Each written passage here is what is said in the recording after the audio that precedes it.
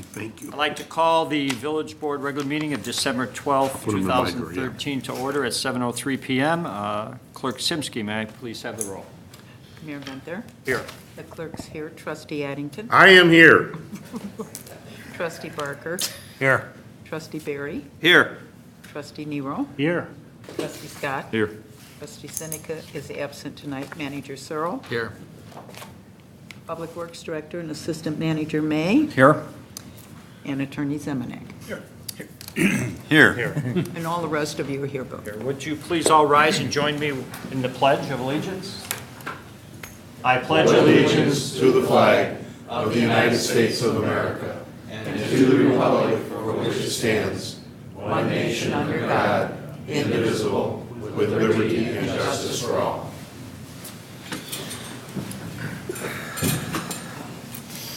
At this time, we'd like to go to open forum, and I think everybody who indicated they wanted to speak will do it under an agenda item. So seeing nobody here for open forum, I'll close open forum, move on to reports. And the first one is the mayor's report, and I'd like to call Larry McIntyre, our Public Relations Director, Community Public Relations Director, to the podium to give some additional information to the public. Thank you, Mayor. As you know, we've been doing our Coffee with the Mayor events for now half a year, and they've been very successful. Our most recent one was over at La Petite Suite. We had over 20 folks attend that, and that was part of the holidays festivities. But our next Coffee with the Mayor is going to be this upcoming Saturday, so that's Saturday the 14th, 11 a.m., and that's going to be over at Jimmy's Island Grill, which is at the corner of Pasquinelli Drive in Ogden. And this is our first time up in St. James Crossing, so we invite the public to come out and be part of that event. It's a chance to engage with the mayor, elected officials, staff will be there as well, and just a great way to have open dialogue with our community. So invite everybody out to Jimmy's Island Grill. And I think is Trustee Scott joining Yes. me? Okay, so he'll be the trustee to back me up that day. Excellent. And also, did you have some additional information about some future Absolutely. committees? Some folks may be aware that Mayor Bill Ron had started some meetings that he was holding for a while. They were referred to as the community roundtable meetings, in which we invited our local taxing bodies and public agencies to get together, maybe twice a year, quarterly, just depended kind of as needed. But it was a chance for our elected officials and representatives to get together and have conversations about the community. And the goal of those meetings were to improve dialogue between the different agencies, as well as talk about ways that we could work on efficiencies and things of that nature. So I'm working with the mayor, and Marie Charlton from District 201 had brought up this idea, as well as Sue Seneca. And so we're going to develop these ideas, and probably early in January we'll announce a schedule. Probably 4 of them, maybe more of a meeting type of a format, but then a couple times a year it will be more of a social. And but look forward to that information coming up in January. Thank you. Thank you. Okay, the only other thing I would have is just to, I guess everybody will end up doing this, wishing everybody a happy and safe holiday season as we move further into it. And there is ice skating at Veterans Memorial Park, so it is cold enough to Make ice. have 2 ice rinks there. If anybody wants to go free skate or hockey, both rinks are open. Clerk Simsky. I did want to remind everybody that this Friday will be the last recycling until the spring, right? I don't remember when we start up again. Normally we start in May. We're actually having some discussions about possibly altering the program, but right now we believe it'll be the second Friday in May, right? Okay, so any recycling you have ready, you can have up at Ty Warner Park tomorrow between 7 a.m. and 1 p.m., and that will be our last pickup this winter. And don't forget the Progressive Village Performance Network will be performing starting Friday night. They will do their radio performance for the best Christmas pageant ever. And the first performance is Friday night at 7 o'clock p.m. in the Westmont Library. And then there will be 2 performances on Sunday, December 15th, one at 3 and 5:30 p.m., and they will be held at the community center. So don't forget to go out and enjoy those Christmas things. And walk through the park, And check the Park District website, because there are so many things going on at the Park District that you can't keep track of them all. And Merry Christmas and a Happy New Year to everyone. Thank you. Attorney Zemanek. Nothing to report tonight. Thank you, Mayor. Manager Searle. Again, I'd like to wish everybody a happy and safe holiday. And I wanted to bring up an item that, and I'll ask our communications director to come back to the podium, but the issue that came to our attention today is, some of you may recall, several years past, the U.S. Olympics Committee came to Westmont to hold luge tryouts, and they've been in touch with us again about that possibility, and I'll let Larry talk a little bit more about that. He was heavily involved in some of the organization of those past events, and I guess what we're looking for is some feedback or sense from the board. Is something we're interested in considering hosting again. And people may recall that Trustee Seneca had learned about this opportunity, and basically they were looking for the right hill to have luge tryouts on, and they thought the hill here in Westmont, just south of Uncle Bub's, was perfect. And so they came 2 years in a row, actually, and had very successful tryouts, and they contacted us and said they'd like to come back. So if the board is interested, we'll reach out to them immediately and start working on the logistics of that. And the time of year they do that in? I seem to recall that it was a fall event, but I would need to check, you know. For late August or something, it was. I believe so. Yeah, I think, wasn't it late August, Mike? Right. But of course, this is a luge that would be on wheels, Yeah. and it's a lot of fun. I actually tried it. But the folks, it's sort of more geared towards like teenagers, young folks who they're looking to see if they have skill in this particular event, and they have these tryouts. They time people. People will come from throughout the Midwest, and that's what happened last time. And it's over a course of a couple days. And then I believe we even had a person from Westmont who went pretty far in the tryouts and made it all the way to the Colorado finals before they didn't make it to the Olympics, but went pretty far in these tryouts. So they've taken a winter sport and turned it into a summer sport. Yep. So I think, like Manager Searle said, we're looking for direction. If the board's interested in moving forward, we'll pursue this and You did it start right tomorrow. on Cass? They do a 55th, pretty much at the top of the hill, Top. 55th going north. And And that was what they did. Okay. I don't have any problem with it, you know. They do it mostly on the weekends, I'm assuming? Yeah. So it doesn't really affect No, it doesn't. commuter traffic per se. No, not at all. Yeah, I think it's a fine opportunity. Yeah, sounds like a good Good for opportunity. us Yep. to get them. Yeah, Right. Thank you. absolutely. Let's see what we need to do. Absolutely. Thank you. You know, and I know I wasn't around 2 years ago, but I'm assuming that if all this comes together, they give us insurance and from a, you know, Yeah, we take care of that stuff. that's kind of a given, yeah, okay. Absolutely. Thank you very much. Thank you. Thank you. And then the last item I had was to invite Chief Mulhern to the podium. He's got several public announcements that he would like to make. Thank you, Manager Searle. One of the first things I'd like to announce is last Saturday, our current class of the Citizens Police Academy completed their studies, a 9-week course.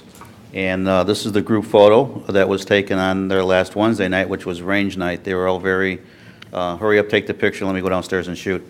So that's why they were all smiling. But they were a great class. We had 24 participants this year. 2 from Downers Grove came over to visit with us.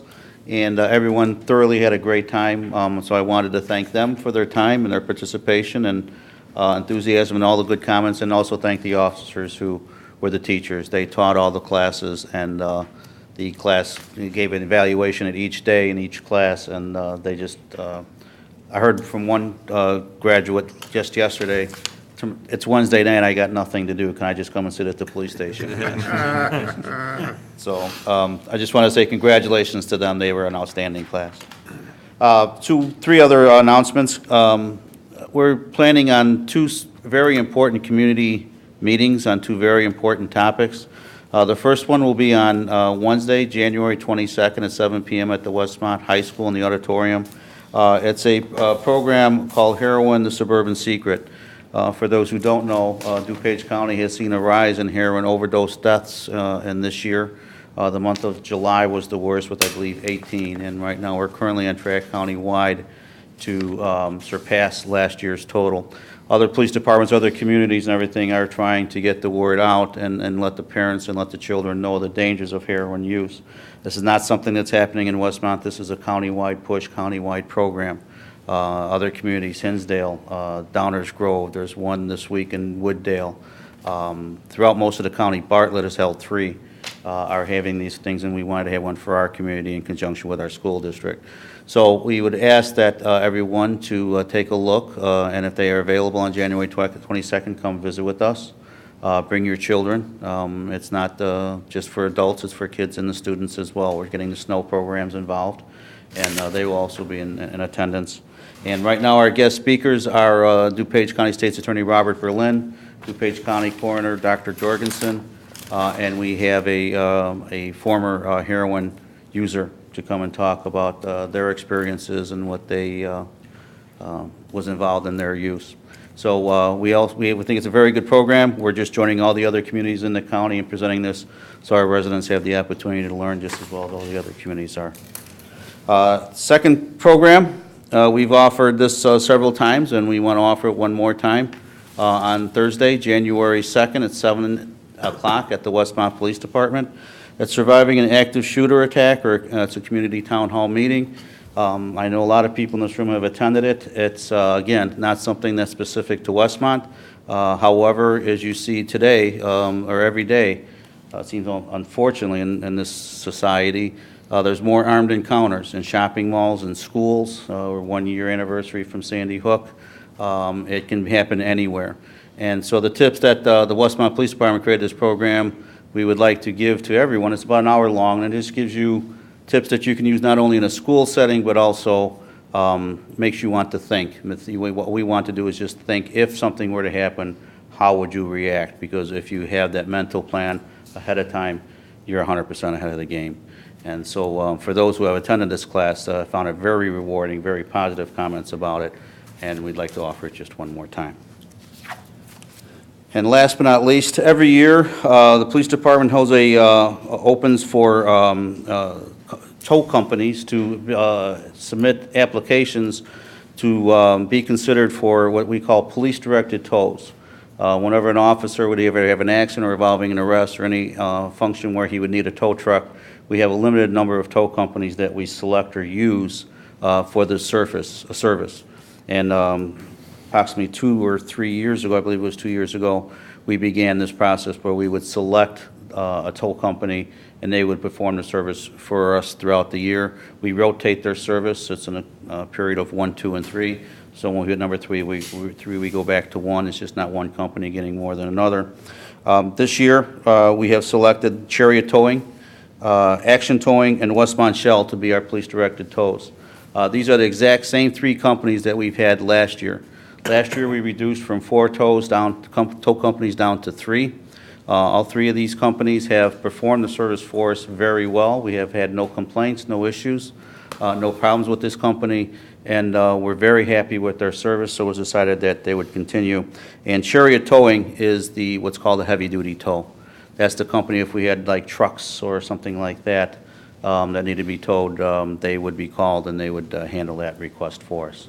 So we wanted to make that announcement. We want to thank all the companies that were interested, but these 3 companies, again, we feel very comfortable with, very happy with, and wish to retain their services.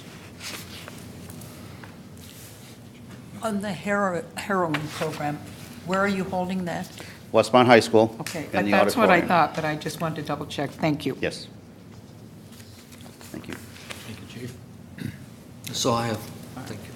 We'll move on to the trustees. Trustee Nero, we'll start on your side. Nothing tonight. Just want to wish everybody a Merry Christmas and a Happy New Year. That's all I have. Thank you. Trustee Barker. A few things. There's a code enforcement meeting Tuesday, December 17th, here at 4:30 p.m. In the executive session room, and I wanted to make people aware of that. That's a reschedule from tonight.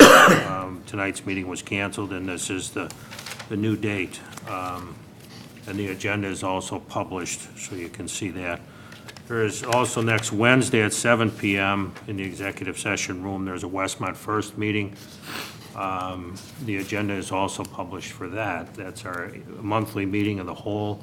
Everybody is invited to, anybody is invited to that, actually, businesses, Westmont residents, people that are signed up for the program itself. And we encourage people to attend and get involved. And on behalf of Westmont First, I would like, we have kind of a special night, I'm calling it. We had a craft beer tour that was announced here a few weeks ago, just a few short weeks ago, run by one of our former Westmont residents, Mr. Don DeBrita, and his company, beerdogging.com. Don and his co-workers put together an event at Neat Restaurant here in town, and they had a craft beer tour featuring Neat Restaurant, Urban Legends Brewery here that is on the south side, and Standard Market. And I attended that. There were probably 50 or so people at that event on the beer tour. Very educational, informative. It was like a school of beer and food pairings, but very educational. Enjoyed it immensely. And then after that, there was a benefit dinner for the Westmont First program. And I'm happy to say that Mr. Don DeBrita is here, and I'd ask Don to come up. He was able to donate a check to one of our local charities here on behalf of the village.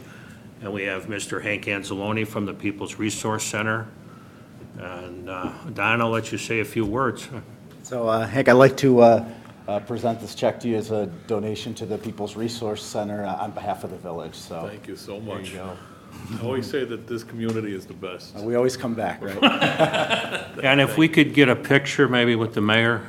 Mayor, how about you being the head of the? Yeah, I'd be happy to, and that is, I wanted to just make it known. for how much? That check was for $1,000. Wow, that's great. And it's coming to the People's Resource Center at the right time.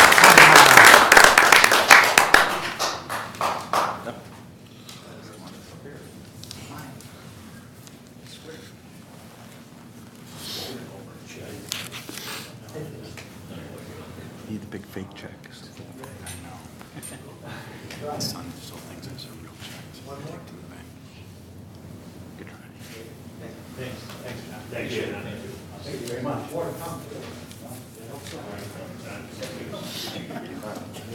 Yes, it is now. So that was a very nice time. And then I also wanted to say that, you know, there were three buses, or three groups of people that toured. One of the buses was Westmont residents, and the other two buses were people from out of town. So it drew in two buses of people to participate in this thing. And then also the meal that they prepared up there at Neat was excellent. It was a nice night. It went on. I had to leave at 7:30, and the night went on after that. You know, you get my age. But anyway, it was a great time. And then finally, I wanted to call Larry and Glenn up. They have been working with us on preparing a business database here for the village website, and they have some additional information. I felt it was important that the board get an update on this and where we're at as far as what we can do for our business community. Sure, I'll do a little introduction, but then I'll turn it over to Glenn, who's our IT director, and has been kind of leading the charge on all of this.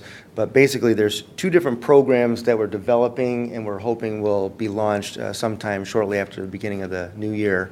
The first one, as Bruce mentioned, is more business related. So on our website, we'll have a very user-friendly business database, which is intended to list every business in the community that is licensed with the Village of Westmont. So that's quite a few folks, and they're going to have a lot of opportunity to promote their businesses beyond possibly what they can do right now.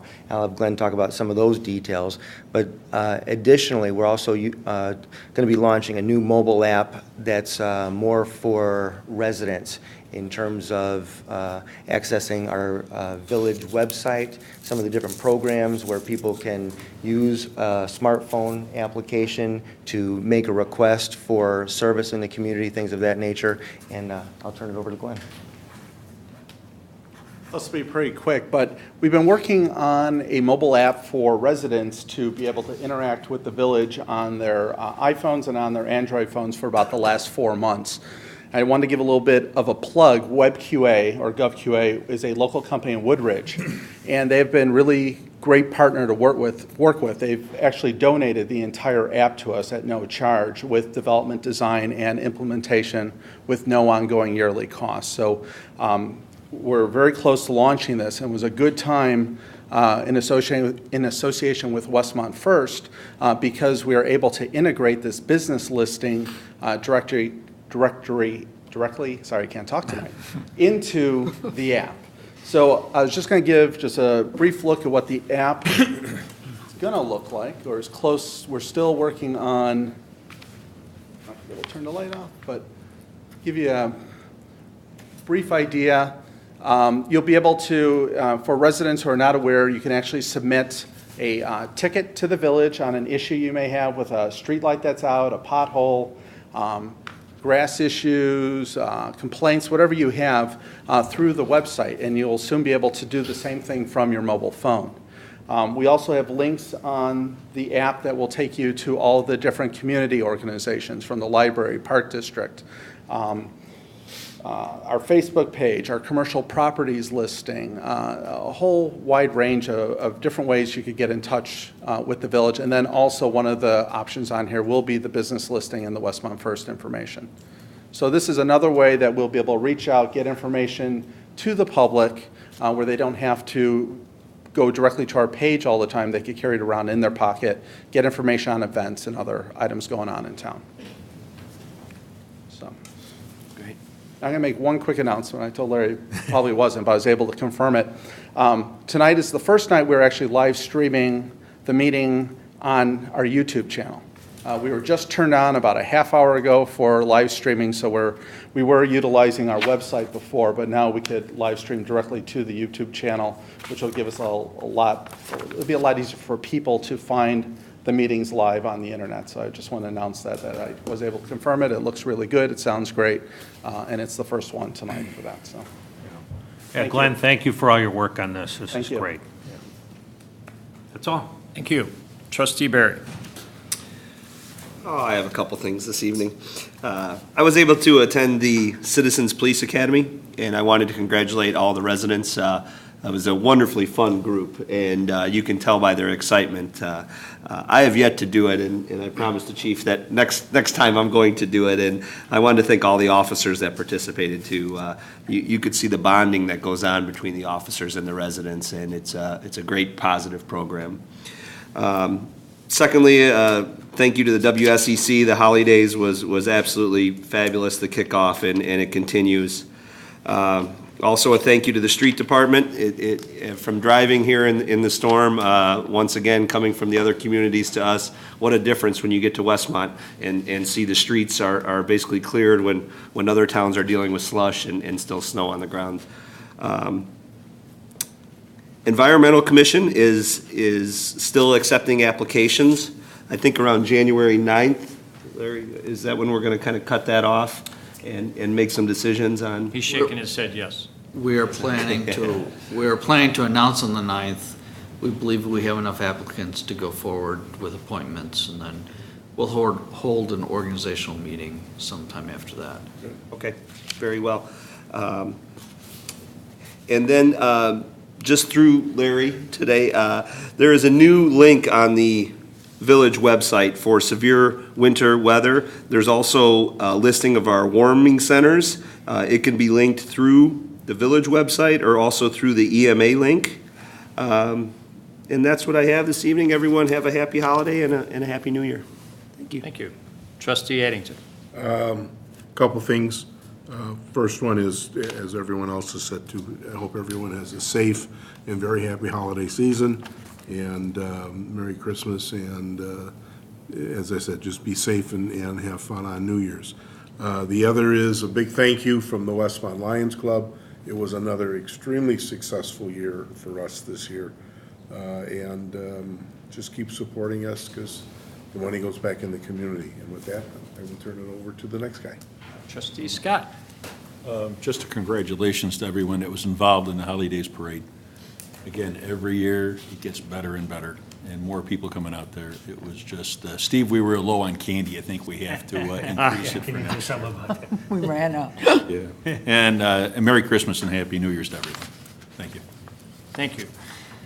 And the first of the meeting of the month, we try to have committee reports and administration and finance.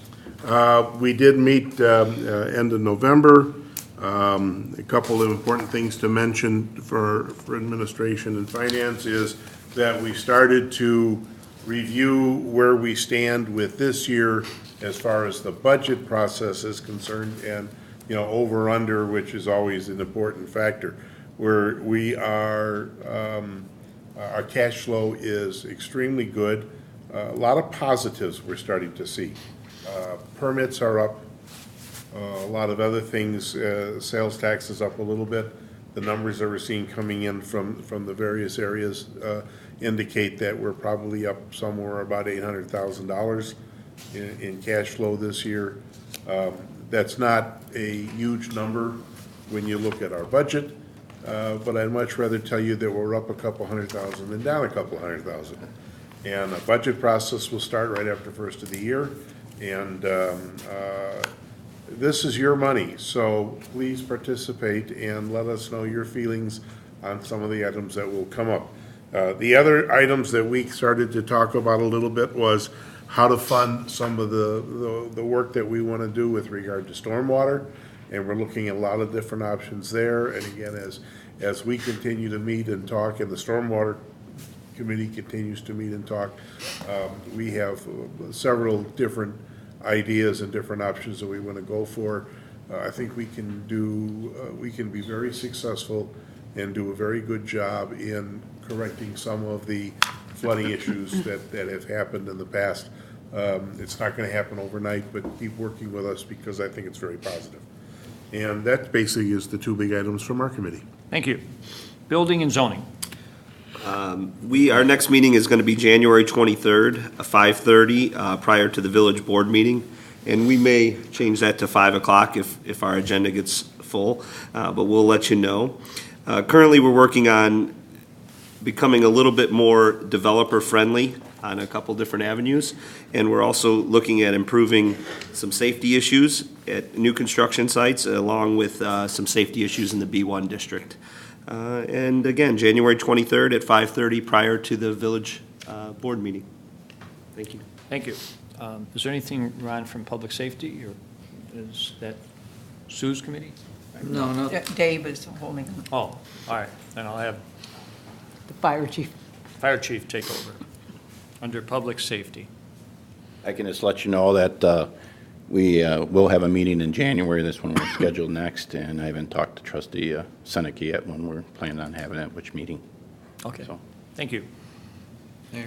I'm sorry. Just one other thing, I wanted to piggyback on what Trustee Addington was saying about admin finance. We do, as he said, our traditional budget process will begin after the beginning of the first of the year, but we do have a special budget workshop scheduled for the 19th, in which the board members are going to get together and talk about some themes and some items of note and consideration as we move forward into the more detailed part of the process.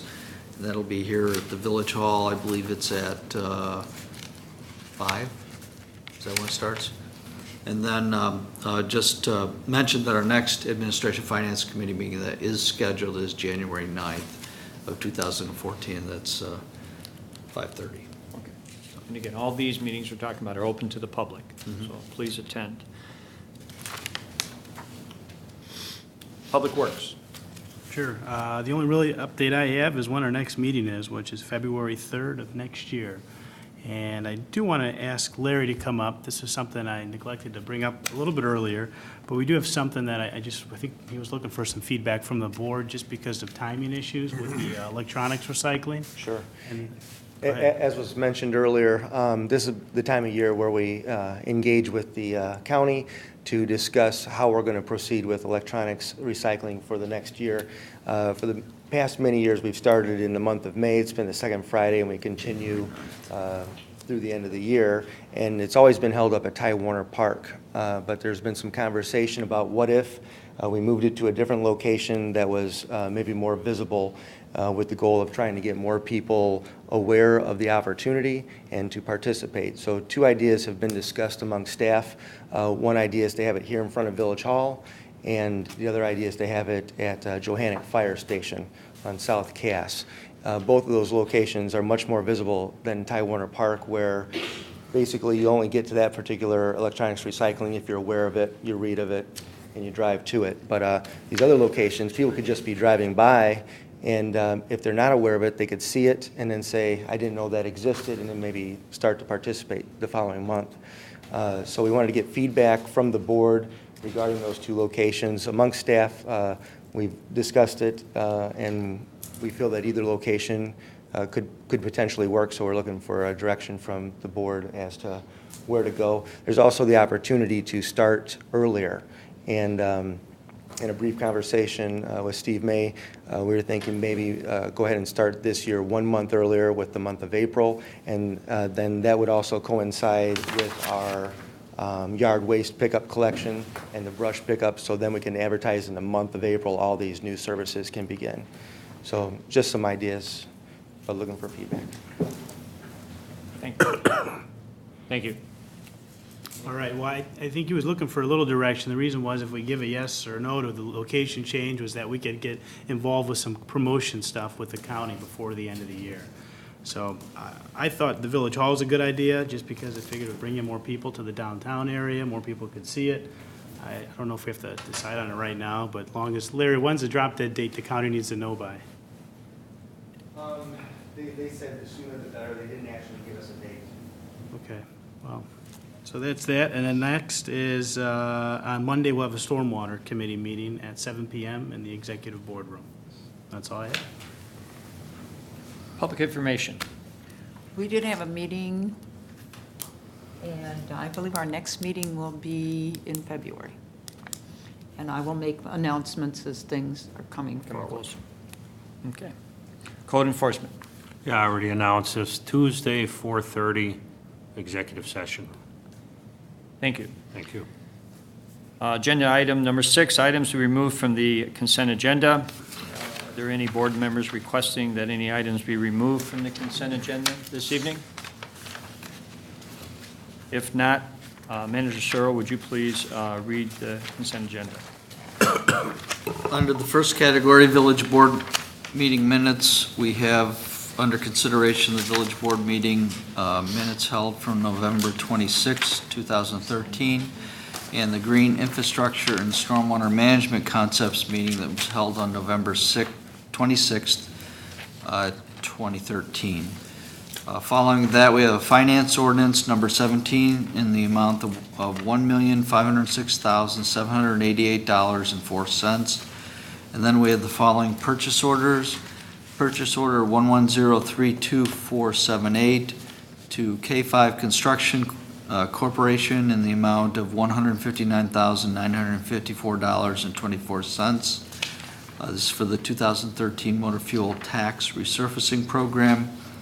Then we have purchase order 110-32327 to the Westmont Chamber of Commerce in the amount of $24,000. This is our annual participation fee in the Westmont Auto Mile.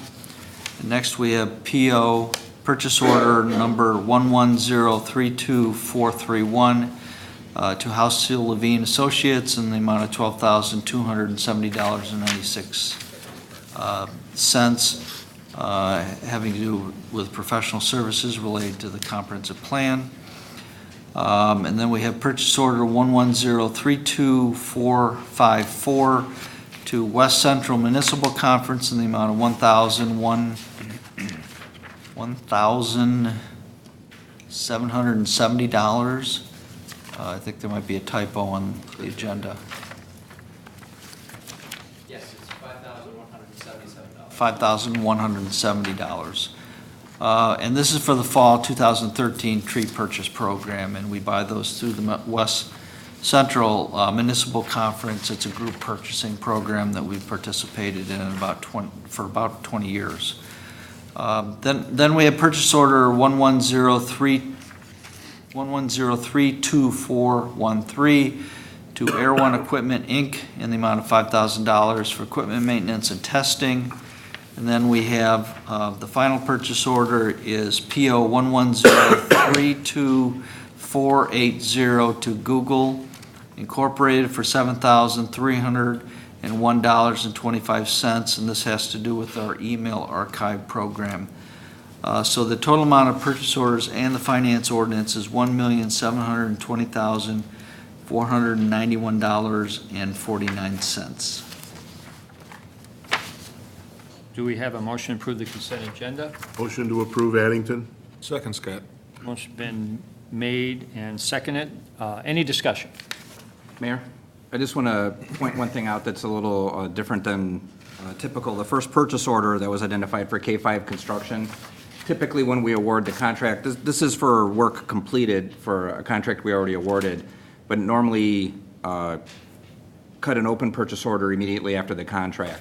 That wasn't done this time, and the bills and these monies are due, and because we don't, even though you haven't gotten to that agenda item yet, anticipating not having a second meeting this month, this particular purchase order is on for simultaneous payment, approval and payment on the same action tonight.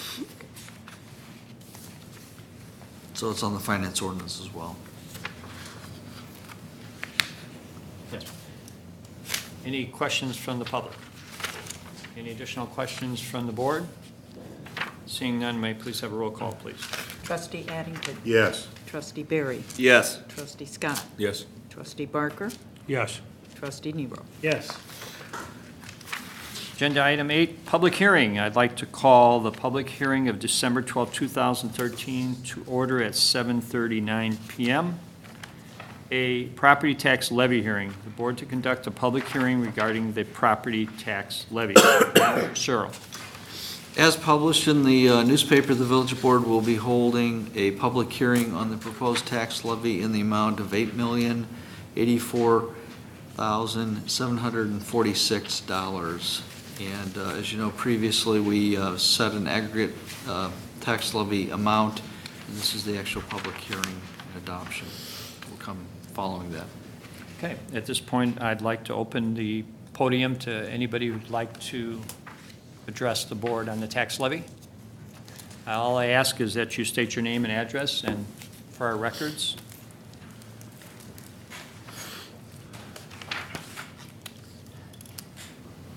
Good evening. My name is Grace Snyder-Kubica. I'm a citizen, a resident, taxpayer, and landlord. And I see that you want a 2.8% increase in the taxes, which is above the 1.7. Of course, I know it's iffy. It hasn't been yet determined by DuPage County if in fact. However, I really don't know. You can't just get this without DuPage County's approval, I understand. Am I correct in that assumption, this 2.8 that you want? And we can ask Spencer to do it. I know that the CPI is 1.7, so you can get that Yes. plus any new growth, and I think we're anticipating, and Spencer could ask that. Okay. Yes, so that's exactly correct, is what we're able to receive from the properties that were around the same time last year is that 1.7% increase. But then, in addition to that, we would also get whatever revenue is available from the new construction. So if there's been any new construction, we'd be able to get that amount from the county as well, provided that we ask for it. And so what we're doing and what is typically done is we ask for more than the 1.7% to make sure that we can get all of the additional revenue that's available from the new construction. And then what will happen is the county will, after we've submitted this levy, the county will go through, run their calculations, see how much new construction we had, what we would get with just the 1.7% increase on the property that was around previously at the beginning of the year, and then they would say how much we're able to get from that. And so we're not able to get anything on the property that was around at the beginning of the year, we only get the 1.7% increase, but we do get additional revenues for any new construction that's there, provided that we ask for it right now. But you're still getting the levy, the increased levy on all the property that's already there. Yes, we're able to get up to the 1.7% under the tax cap law. And of yes. course, my big question would be, do some of you see something that I don't in this country? Our economy's on its knees, and you want to raise the taxes? Hello. Doesn't it occur to anybody that maybe we could not raise the property taxes? I know it's cold, and it seems like I might be the only person here, but then maybe I'll try and speak for a lot of people who can't get out there, can't get out here in the cold. Do we really need to raise the property tax? Now, I've looked at sort of general as to what you need to do with it. It seems as though you're trying very hard to run this community properly, but I really would ask you to think about raising taxes in a time when so many people are hurting. And really, that's, what do you desperately need with this tax increase? Can you not think about the way you think about your own budget at home? You don't buy such and such because, well, we don't have quite as much money as we did last year. Think about some of the people, your 5,000 single-family homeowners. When they get an increase on their tax bill, that really hurts. It hurts everyone. Hurts the landlords, hurts everyone. Hurts all the residents. I'd like you to think about it, if you would, please. Thank you for your time. Thank you, Grace. Anybody else from the audience that'd like to comment during the public hearing? Seeing none, I will close the public hearing part of this and ask if there's any comments from the trustees. Again, the only thing I could comment on is the 1.7% with the CPI is, unfortunately, if you don't levy it, you'll never get it back. And it doesn't mean that's still, you know, that's lost. So you'll never have that available to you, and everything else keeps going up. So I think we've been very frugal and we've been cutting staff and budget for the past year. So I think we've been acting pretty humanely. I would like to make one other comment, and I know there were some comments in the paper about police department and police pensions, and as many people know, there was some legislation passed this week at the state level to address a number of the state pension funds. However, it did not address the local police and fire pension funds. And the last board made a commitment to comply with the statutory provisions that require us to be fully funded by, and I always forget the year they pushed it off. Maybe Spencer could remind me. It's 20. I think it was 2030, and they've pushed it off to, I believe, 2040 now. 2040. It's going to be a slow process, but the commitment that was made by this community is this is what we are legally obligated to do. So a portion of this money goes towards that. And unless there's something that's done from the statutory standpoint to change the law, we're obligated to comply with that. And, you know, that's one reason why, you know, we need to capture any growth that is owed to us, as well as trying to do some new things like we're doing with the bond issue and improving the roads. We have to have some alternate revenue sources to be able to support that as well. But it was heavily discussed by the last board that, you know, they wanted to comply with the legal obligation that we have under the pension funds. Whereas, as we know, if we follow the newspapers, has not necessarily been the case at the state level.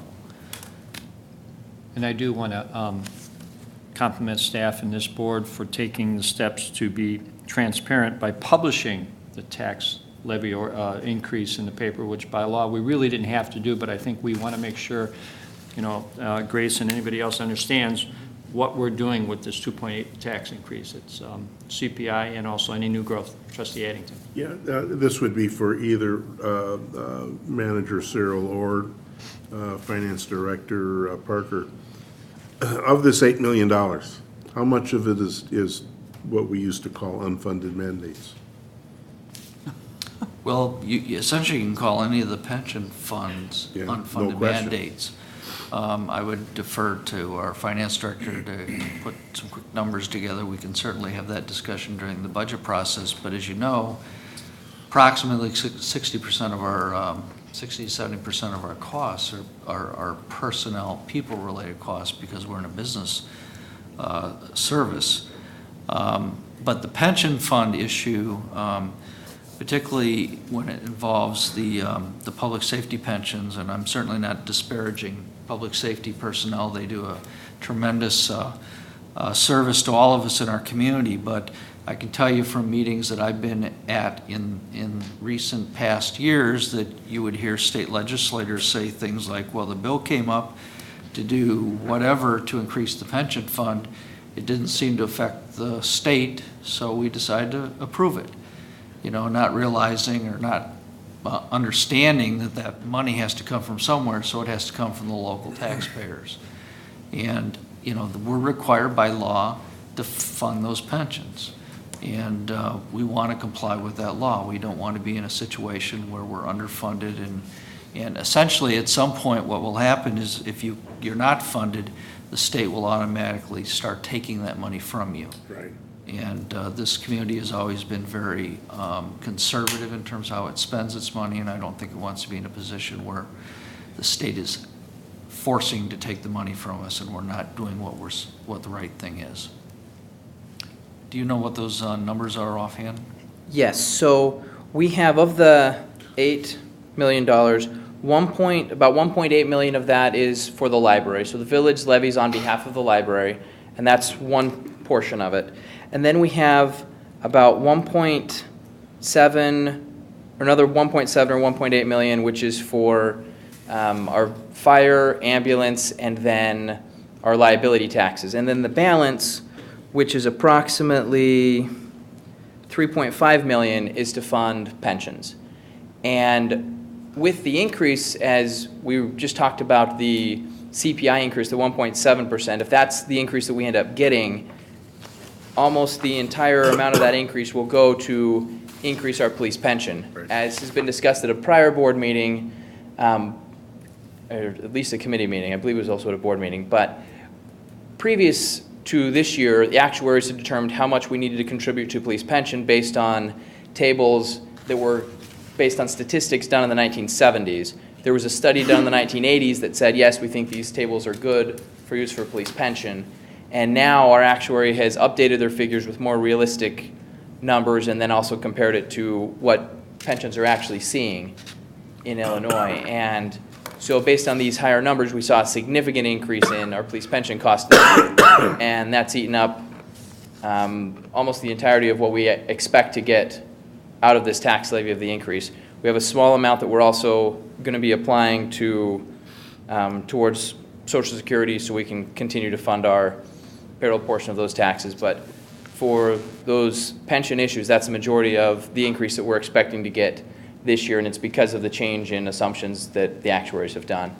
As was mentioned a little bit earlier, the village has recently made a commitment to be contributing the full amount the actuary has recommended, and that's one of the things that helps us going forward to keep the pension costs a little bit lower, because every year that if we were to not fund it at the full amount, then what gets added on is not only the amount we didn't fund in the prior year, we now have to make up for it, but also all the interest that would have generated had it been sitting in the account.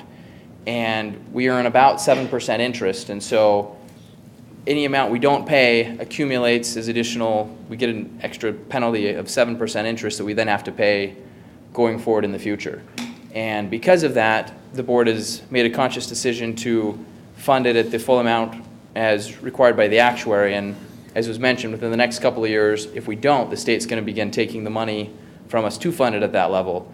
And before we get an even worse situation, the board wanted to make sure that we began, preparing for this and paying the full amount so that we can stay on top of this. And that's one of the reasons, as you'll recall, when we went out for the bond issue, that was one of the things that we had discussions with the bond rating agency about the state of our pensions, and they were very pleased with the fact that the village had made that conscious decision to address the pension issue and were able to take care of that and to fund it at the rates the actuary had required. And that, as well as the village trying to hold the line on, the current salaries, because current salaries will impact pension salaries. Between those two things together, the village was able to get their pension costs this year and annually going forward reduced by about $50,000. So had we not funded it at the full level and been able to hold the line on the salary expenses, the increase would have been even more than 50,000. It would have been 50,000 more than it was currently.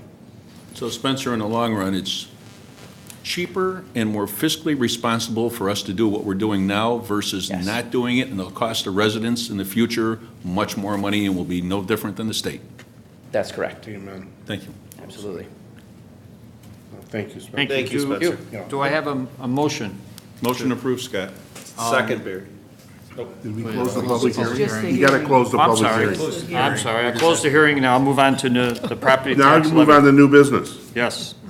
New business, property tax levy. Board to approve an ordinance adopting 2013 tax levy ordinance in the amount of $8,084,746. Manager Searle. As we just discussed at the November 14th meeting, the tax cap law allows revenues to increase by the CPI of 1.7% and new growth. To capture new growth, it is typical to levy a 5% increase. The proposed aggregate levy is $8,084,746. And as we've already talked about, this includes police pension funds, village operating funds, and library funds. The police pension contribution figures increased over last year due to changes in assumptions, as we just discussed. And we can fund this at the increased level without reducing general fund revenues. Can I now ask for a motion? Motion to approve, Scott. Second, Addington. Yeah, all right. Addington. Any additional questions or comments? Spencer. I did just want to make one additional comment, just so that the board is aware. With that 1.7% increase, the expected increase that a homeowner would face would be would come out to an average of about $1.05 per month. So just so that the board's aware of that expected increase. That's the only other comment I have. Again, that's from the villages. From the village's Village's side, tax yes. levy, yes. That's correct. And the village represents a very small portion of the tax bill, about 11 cents for every dollar that is paid in property taxes is paid to the village. So the increase that I mentioned would just be on the village portion, and it will also depend specifically on the individual resident and what happened with the value of their house compared to the value of everyone else's house. But that's the impact that we would expect on an average house. Thank you. Thank you. Any additional comments? I would just like to thank Spencer for putting it in English, making it so that we can understand it. Great job. Seeing none, I'd ask for a roll call, please. Trustee Scott. Yes. Trustee Barry. Yes. Trustee Addington. Yes. Trustee Nero. Yes. Trustee Barker. Yes. New business B, transfer to debt service fund. Board to approve an ordinance transferring $739,084.06 from the general fund to the debt service fund. Manager Searle. As mentioned in previous meetings, one contributing factor to our high bond rating was that we would abate taxes only after having the money in the fund to make the bond payment. To abate taxes, we must first transfer the money. This year, we will have to forward fund this from reserves. In future years, it is expected that the revenue sources for the bonds will have generated enough in the past year to offset the transfer. We have sufficient reserves for this. We're recommending approval. Spencer's back at the podium. Yes, so as the board's aware, when we issued the bonds, we issued what is referred to as alternate revenue bonds, which means that rather than having the payment for the bonds come on the property taxes, we identified alternate or other revenue sources that we would use to fund that. And our revenue sources that we identified included motor fuel tax funds, so contributions from the state based on the motor fuel tax the state collects and remits to the village. We've been spending a portion of that every year on resurfacing projects. We would be taking that revenue and instead putting it towards paying off this bond.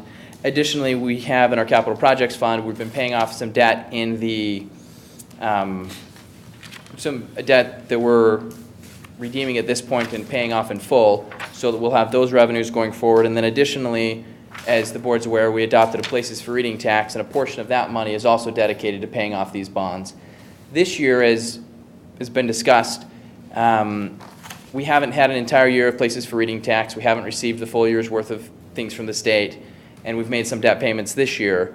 And so this year, right now, we have to forward fund it from our reserves so that we put the money aside right now so that we can then abate the property taxes, and we're able to get a better bond rate by doing that. We would have, if we had chosen instead to say we're going to wait till the end of the year to put the money aside, then we wouldn't have been able to receive as high of a bond rating, and we wouldn't have been able to save as much as we did on interest costs. Because the village has the cash on hand needed to do this, we're simply transferring it from the general fund into the debt service fund. It stays in our bank accounts. We still have the cash there, but it's just dedicated to pay for the debt when the debt payments become due, which will be in next fiscal year. And annually, we'll do a Yes, so we'll tax abatement. Yes, we'll do this transfer annually to put it in the fund, and then as you'll see at the end of the agenda, there's a tax abatement, which is basically telling the county, don't put this debt on the property taxes. We have these other means to pay for it. So this is the first step where we're transferring the money from the general fund into the bond debt fund to be able to pay it off. And then at the end of the meeting, you'll have the item where we're abating the taxes and saying, don't put them on the property taxes. And again, using the alternate revenue bonds provided us with the best interest Yes. rate. Yep. Not mistaken. Absolutely. Okay. Any other comments? Any public questions? Any public? Starts this month, it starts next week, doesn't it? We've already begun receiving money from the eatery tax. Yep. Does that come direct? Yes, it comes directly to the village, so they remit it directly to the village, we process it and take care of it directly. Any public questions? Anybody from the audience have any comments? Do I have a motion? No. Motion to approve, Scott. Second, Addington. Motion's been made and seconded to approve. Any additional questions or comments from the board? Seeing none, roll call, please. Trustee Scott? Yes. Trustee Barry? Yes. Trustee Nero? Yes. Trustee Barker? Yes. Trustee Addington? Yes. New business C, 15 South Cass Avenue, the Crimson Security Special Use. Board to consider an ordinance approving the following request from Ryan Kern, the tenant, Chester Gottwald, the property owner, to allow for the operation of a ground floor office in the B1 Limited Business District. It's a special use permit, development permit. Manager Searle. Applicant requests to operate a private fingerprinting and background check office on the ground floor of an existing downtown building. During regular business hours, a private parking lot is available for the tenant space and meets the parking requirements. While the use will not bring in substantial tax revenue, it will fill a vacant small storefront that has previously been used as an office. The Planning and Zoning Commission reviewed this proposal last evening. And we have the petitioner here. Yes. Like to make the presentation? Actually, I was almost. He did a good everything I job. had right there, yeah. We've got staff. I don't know if anybody, Jill, would like to comment? Yes, we had a very positive reception at the Planning and Zoning Commission last evening. They confirmed that it's a very small space, less than 300 square feet, which doesn't lend itself well to retail, which is why the office is being requested as a special use. This was previously used for the street contractors who worked on 55th Street. It's been vacant since then, and there were no issues from Planning and Zoning Commission. Good, thank you. Any questions or comments from the audience? Do I have a motion? Motion approved, Scott. Second, Barry. Motion's been made and seconded. Trustee, questions or comments on it? That office is so small, it could never do anything for I know tax this. revenue, so it's a good fit. Just got enough room for one thumb and a desk, I think. Who are your clients? It's actually mostly anybody who needs to do anything with Illinois. Anybody who needs like per card security, city employees, village, all had to be fingerprinted. Childcare, healthcare. I'll also be doing background checks for non-fingerprints for like tenants. I'm also going to be working on for pre-deployment checks. I was able to talk with the landlord and visit the spot, and I think it's a perfect fit. As you guys said, there's not much else that will work in there retail-wise. So I wish you the best of luck and hopefully have long success. Any other comments? If not, roll call, please. Trustee Scott. Yes. Trustee Barry. Yes. Trustee Addington. Yes. Trustee Nero. Yes. Trustee Barker. Yes. All right, we've been approved. Thank you.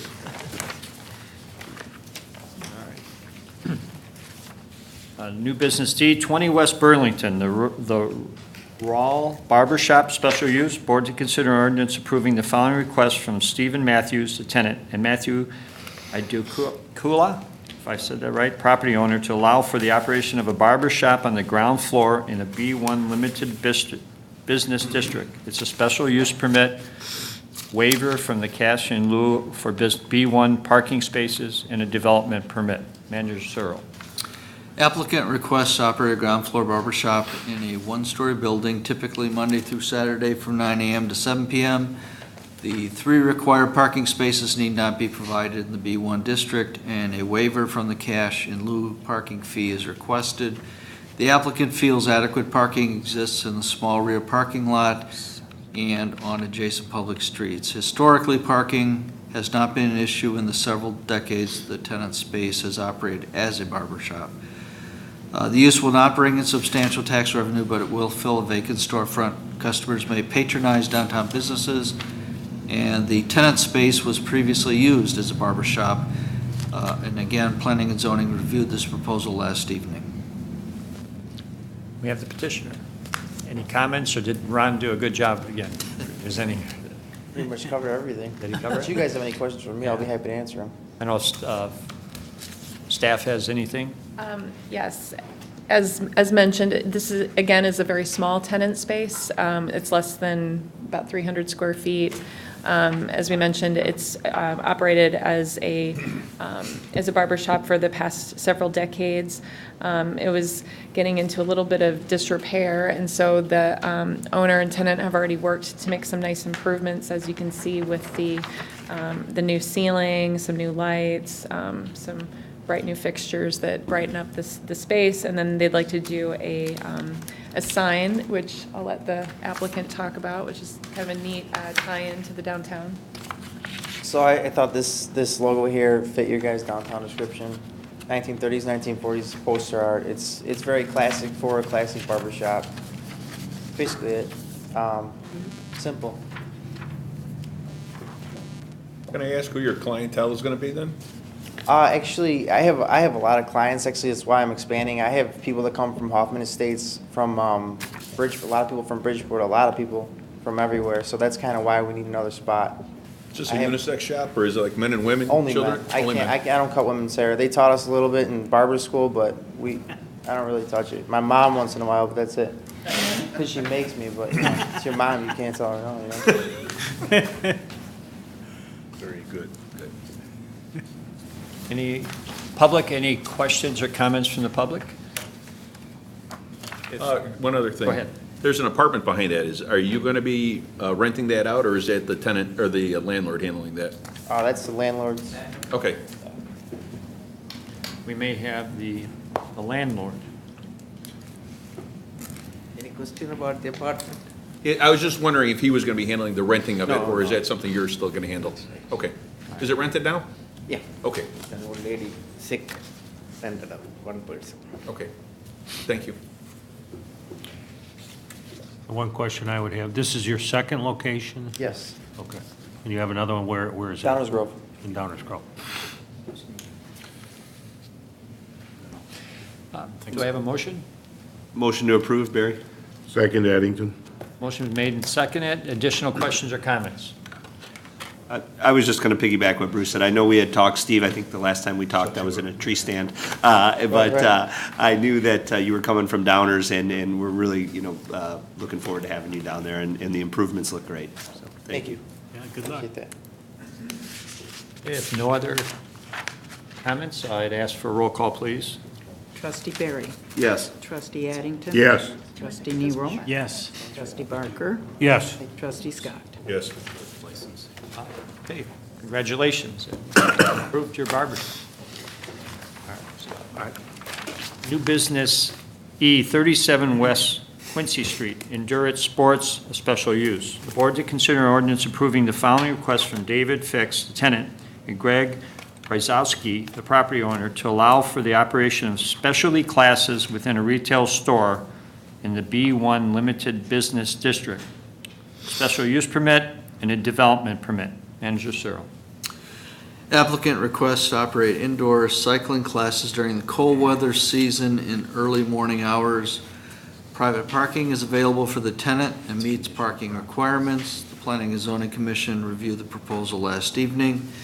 The cycling classes will not bring in substantial tax revenue, but they are an ancillary part of the bicycle retail business, and the B1 development permit is intended to enhance the sales tax base with high-quality retail, restaurants, and specialty shops. We have the petitioner. Anything else you'd like to add, or I don't, unless there's any questions. tonight? Can you tell us about your shop? Sure. This is, this new space will be replacing a space that we have in Willowbrook, which represents our third location. We have 2 other locations in Naperville.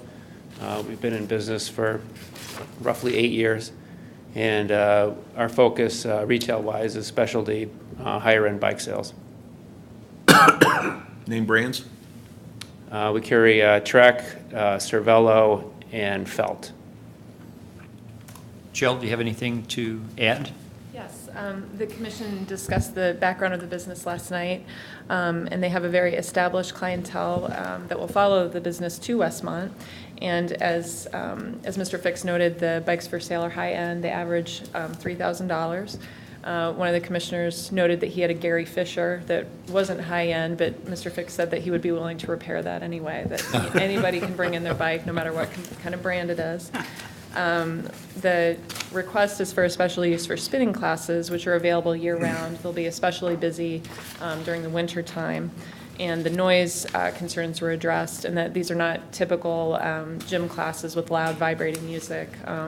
They'll be quieter, and the early morning classes will not run while the adjacent music store is open. Very good. Any questions from the audience?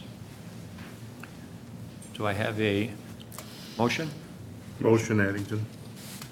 Second, Nero. I'll let Clerk Simsky decide on that one. Leave me out of it. Let these two Give handle Nero. it. So we had a motion that's been made and seconded to approve as presented.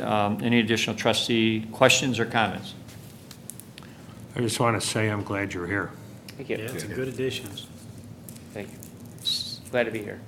Roll Thank you call, for bringing please. Oh, we- the oh, Willowbrook wait. here instead of taking this to the Willowbrook. All right. Clerk Simsky, you could now call the roll. Thank you. Trustee Addington. Yes. Trustee Nero. Yes. Trustee Barker. Yes.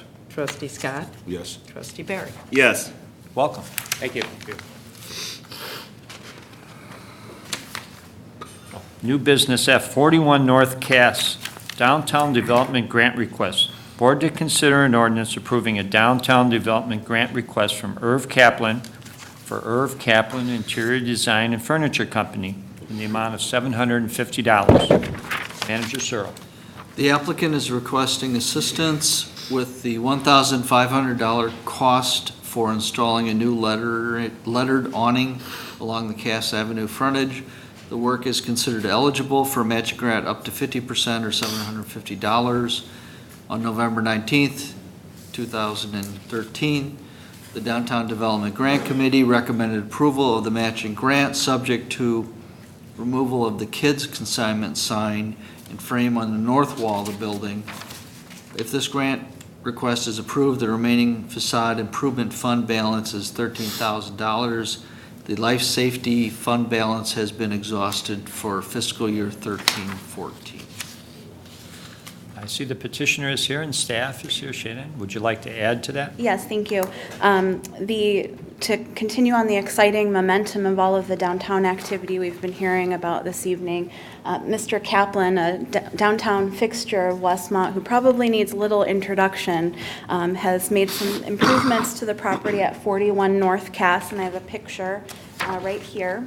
As Ron mentioned, the committee approved of a grant matching 50% up to $750 for the total valuation of $1,500. And I should also note that Mr. Kaplan has removed the sign on the north wall of the building consistent with the recommendation. And I'll turn it over to him if you have any questions for him. Well, first of all, I'd like to say that the sign really had to come down because some people have been coming and asking me for children's clothing. And I immediately try and sell them a recliner chair. The picture you see doesn't do the space justice because for the time we got in there, we decorated that window for Thanksgiving, and now we have a lovely Christmas decoration and ornamentation. And it's not there, but it's beautiful. So I really like to see my window now every day and every night with the lights. When the parade was here, this is probably out of order, but anyhow, when the parade was on, there were a lot of people coming and looking in my window.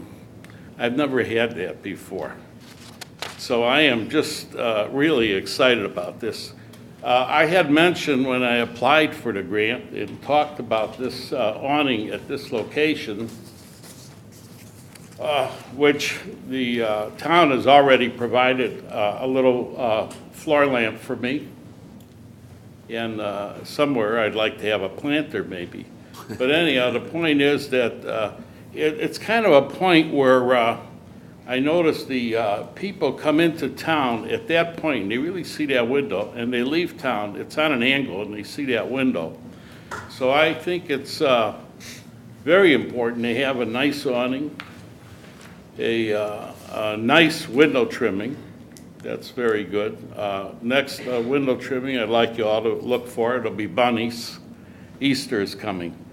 So I want to thank you for your consideration and your help to get this awning up. I really appreciate it. And I'm on an upbeat mode right now. More people are coming in. They're not buying yet, but more people are coming in. So I want to thank you. Are there any questions? I just have another suggestion. Yeah. While you're sitting in the window in one of those chairs, you ought to dress in costume to match the window. So be the Easter Bunny in a little while. I would agree. I might add that I limit the amount of sitting I do in the window because I think it's not quite classy for the neighborhood. Only when you close your eyes and you're sleeping. I agree that I should go in uniform. Mayor, there's another problem, and you have the same one, but his is worse. Sitting in that window when the sun's shining, you'd burn. So you need the awning. Yeah, may I have permission to extend the awning? And block the sun? Sure. Maybe we could put some posts in at the curb? Is there any? I want to thank everybody. Any questions from the audience or comments? Not, can I have a motion? Motion to approve, Barry. Second.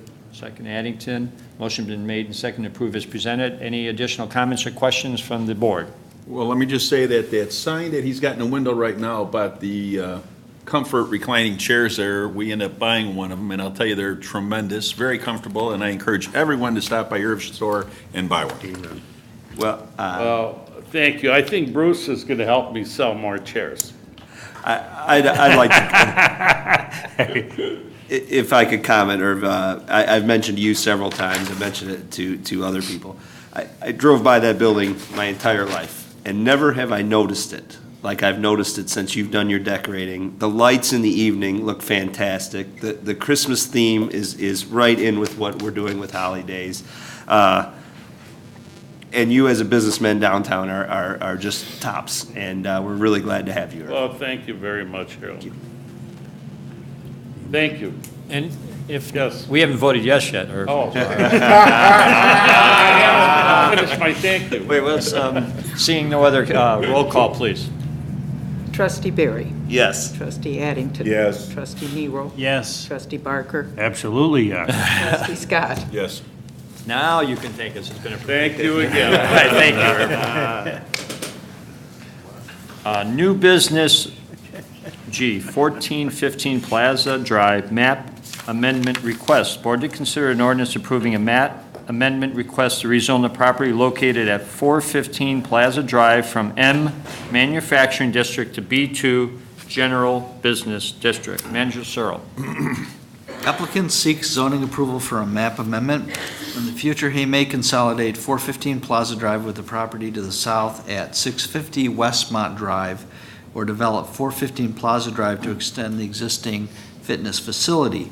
The building is currently used for general office and storage, and the rezoning is intended to plan for a more definite expansion in the future. It would also be eligible for all B2 uses. Planning and Zoning Commission reviewed the proposal last evening. And we have the petitioner here, Mr. Pill.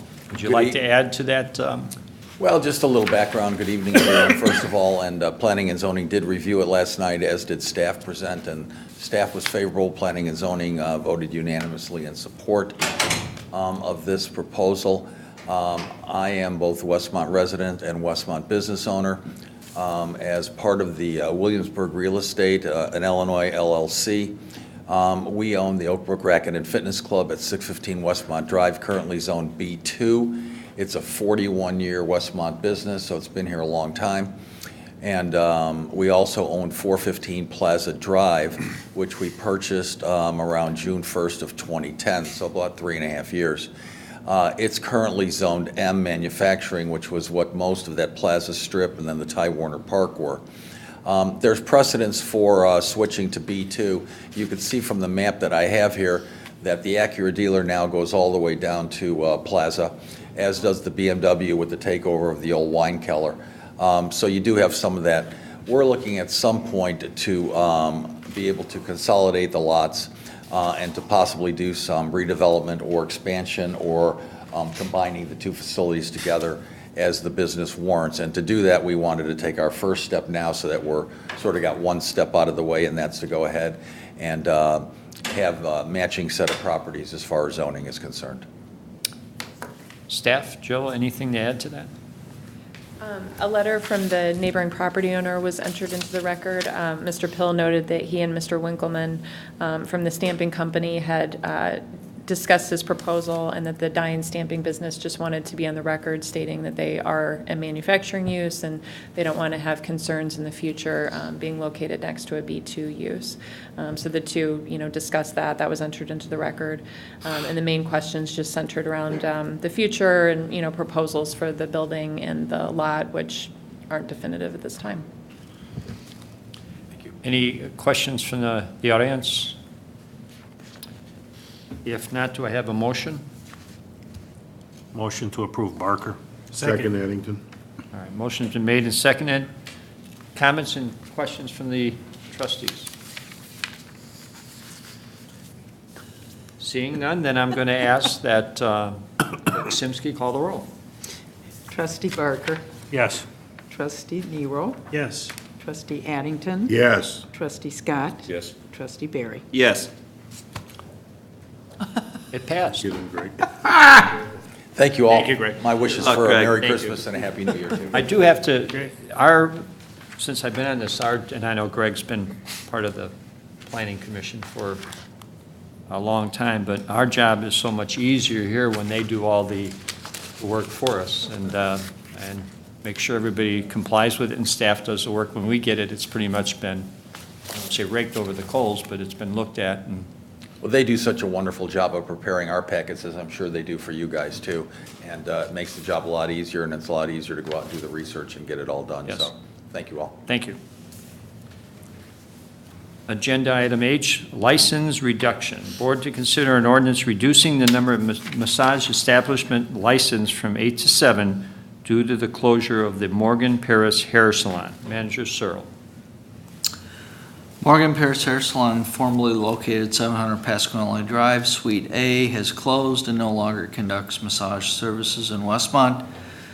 Due to their closure, the board is asked to consider reducing the number of massage establishment licenses by 1 from 8 to 7. Staff recommends the board approve this request. Staff. That's me. Chief Mullen. As Mandersville and the mayor stated, Morgan Paris has ceased business. The board does issue the massage establishment licenses. This one is there. We would like to have it reduced only to the number of businesses that are currently operating in town.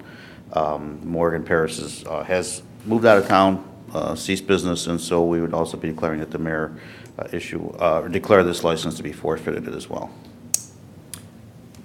Any public comments? If not, do I have a motion? Motion to reduce the license by 1. Second, Barry. Motion is made and seconded to reduce the license. Any additional questions or comments from the trustees?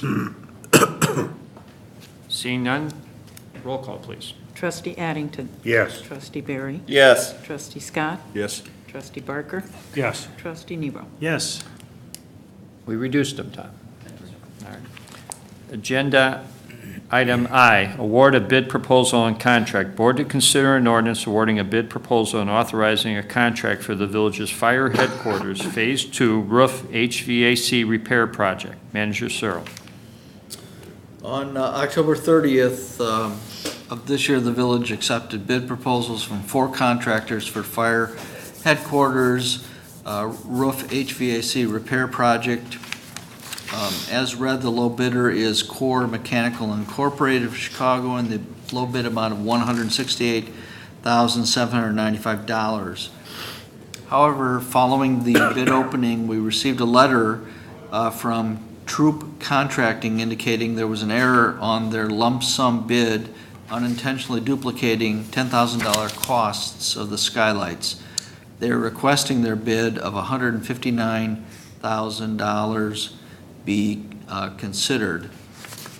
Troop Contracting is approximately 11% above the engineer's estimate of $143,000. Core Mechanical is approximately 15% above the engineer's estimate of $143,000. Both Core Mechanical and Troop Contracting are both qualified to complete the project. I believe the board members got a memo from the village attorney regarding his opinion of the process that we use, the fact that we opened the low bid in good faith, and that it would not be our recommendation to award it to the Troop Contracting that has asked that their bid be modified at this point. As a second option, the board could reject all bids and we could rebid this again here in the very near future and try to see if we can get better prices once again. And I also had a discussion with Public Works Director May, and maybe he would like to comment about another option and go along with the rebidding if we decide to do that. Sure. Backing up a little bit to the original bid back in October, if this was straightforward and without the issue about being overestimate or without the issue with the, the second low bidder coming in, we could have awarded this quickly, and the idea was to get these improvements done before the weather that we have today. So we don't have that option anymore anyway. It's sufficiently past the October 30th date that we do either have to award it or reject it. With regards to awarding it, that was well described, and if we reject all bids, there's a couple features that are probably of benefit to us by proceeding that way. Firstly, just the feature of the contract is, in very rough terms, half the value of the contract is for HVAC relocation of equipment that's on the roof and then repairing the balance of the roof. You remember a portion of this same location, the roof was done under a different project. So given that so much of it is what would be subcontracted worth, that markup might be affecting why these low bids are coming out higher than the estimate. Secondly, well, we can't do it in this weather, so there's no urgency to awarding it tonight. And we don't know for certain, but it's worth investigating whether or not, because so much of it is HVAC, that there might be some worthiness to separating the two into two separate projects, bidding out one, letting them do that in advance, and then having the roof contract come in separate. There's pros and cons of each way. There's always concerns about splitting up a project too, and overlapping responsibilities. But that's kind of where we're at today. And I've described some of the concerns that the chief had. Ray Koenig is here from Baxter and Woodman too, if we want to discuss any of the details of the contract or how the bid results, were entered as well. Again, I'd like, if anybody from the audience, if you'd like to comment on any of this. If you guys have any questions, I'll do my best. If you want to go. I'm Ray Koenig from Baxter and Woodman. If you guys have any questions, I'll do my best to answer them. Steve and I talked briefly about the options on it, and it looks like the bids may have been a little bit higher than we anticipated because it's half and half two different completely separate trades, where whoever is the general's got to hire a subcontractor. So I think Steve did a very good job of explaining what the options are. So unless you guys have any questions. Is it up for discussion? Pardon? Well, I guess let's open up for discussion first so we can discuss it. Trustee Addington. For either of you, when you did the original bids, was the wording done in such a way to indicate you wanted to get it done before the inclement weather hit? In other words, was there some urgency in how they did their bid? Because that can affect, some places will give a different price or will increase their price if they have to set other work aside because you want it done yesterday. I don't know your experience with that, but there's no indication of the urgency of putting it together. There was, encouragement to start it, if not finish it, this fall. And on our end, that's because the roof is currently leaking. So that is one of the consequences of waiting. The potential for a mold issue that can develop, or other things we'll have to deal with, to remediate once the roof is complete. But it's a good point. But the way it is now, just out of my curiosity, the work probably wouldn't be beginning until March, April? Right. I would have, if there weren't the two, not discrepancies, but the two issues that were one with this bid, we would have, looked to, award it quickly right after the bid opening. But there was too much to look into, and we're past that point for starting. So right now, there wouldn't be detrimental if we decided to reject and rebid, because the work we'd be. Not detrimental because of the start date, because that's the same either way. Are we writing, and if we reject it, are we writing a new proposal to separate the two issues? If we reject it, we need to go out to bid again competitively. We can either go out to bid exactly as it was presented before and have another attempt at it, or separate it. And we kind of just started looking into that issue tonight, so it's worth looking into. Certainly, you can have this all done by Christmas, right? So, we're talking about January anyway, going out to bid. So we've got some time to look into if we want to separate it or not. Yeah, but if you separate it and rewrite it, there's a cost to that. Yeah, there will be some scope of work changes on Baxter and Woodman's part. Yeah, and then the recommendation to keep it combined was their recommendation. I don't know if it's a recommendation or if it's just there's some benefits to doing that. Keeping it combined is, we are only the general contractor has a relationship with us, and they're responsible for everything, and there's no finger pointing, if you will, if certain aspects of it turn out differently. Yeah. If you bid out each piece and we hire all the different subcontracts, just room for a lot of. And that's what I would recommend, that we keep it combined and go back with the same proposal. just to minimize the finger pointing.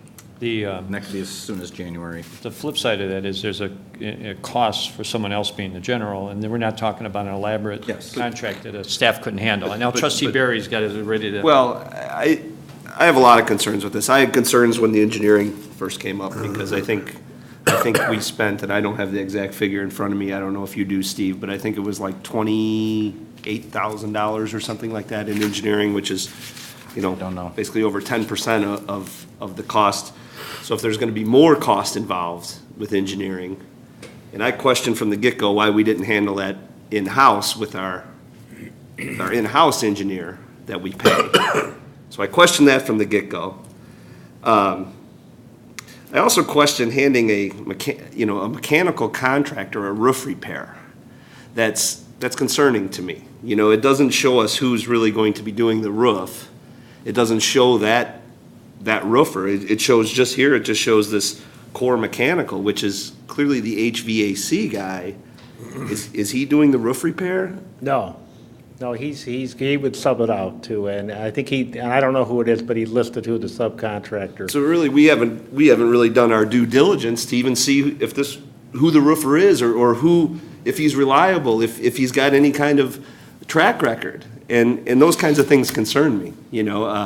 I just dealt with Downers Grove Fire Department, where they hired a painting service to do a siding project. And I tell you, it couldn't be a worse siding job. And it was a competitive bid, it came through, and so forth.